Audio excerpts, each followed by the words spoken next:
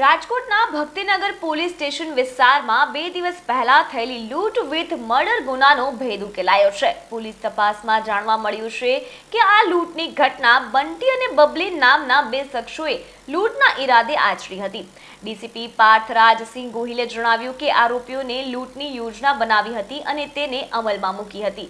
પોલીસે આરોપીઓની ધરપકડ કરી આગળની તપાસ શરૂ કરી છે।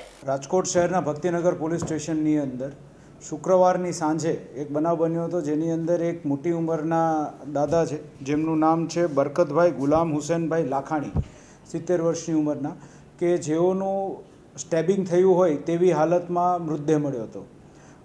આ જે બનાવ બન્યો તો એ જે તે સમયે અનડિટેક્ટ હતો અને ઘરમાંથી સોનું અને બીજું અમુક રોકડ ગઈ હોવાની સંભાવનાને ધ્યાનમાં રાખી લૂંટ વિથ મર્ડરની એફઆઈઆર ભક્તિનગર પોલીસ સ્ટેશન ખાતે રજીસ્ટર્ડ થઈ હતી।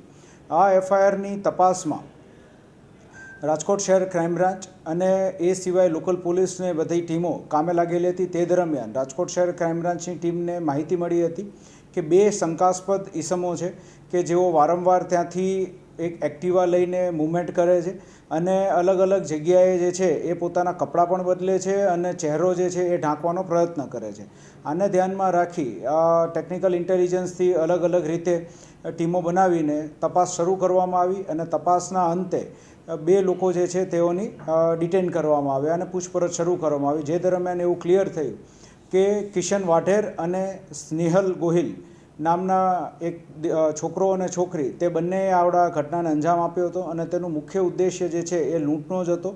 તે લોકો ફ્લિપકાર્ટની અંદર ડિલિવરી બોય અને ગર્લ તરીકે કામ કરતા હતા, પણ છેલ્લા 2 મહિનાથી તેમણે આ નોકરી મૂકી દીધી હતી અને ત્યારબાદ પૈસાની જરૂરત જણાતા તેમણે આખું આ રેકી કરીને આ લૂંટની જે ઘટના છે અને ત્યારબાદ મર્ડર છે તેને અંજામ આપ્યો હતો।